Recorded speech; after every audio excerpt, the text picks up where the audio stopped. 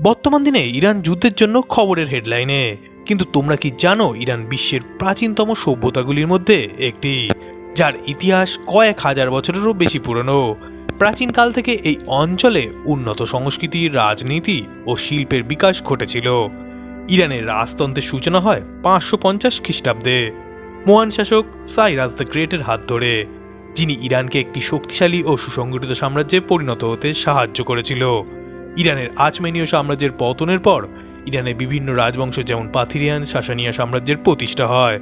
প্রতিটি রাজবংশই তাদের নিজস্ব সংস্কৃতি, প্রশাসনিক কাঠামো এবং সামরিক শক্তির মাধ্যমে ইরানকে ঐতিহ্যে সমৃদ্ধ করে। পরবর্তীকালে ইসলামের আগমনের কারণে ইরানের সামাজিক ও সংস্কৃতি গভীরভাবে প্রভাব ফেলে। অবশেষে 1979 খ্রিস্টাব্দে ইরানের রিভলিউশনের মাধ্যমে রাজতন্ত্রের সম্পূর্ণ অবসান ঘটে। এই বিপ্লবের ফলে ইরান একটি ইসলামিক প্রজাতন্ত্রে পরিণত হয়। প্রায় 2500 বছরের রাজতন্ত্রের অবসান ঘটে।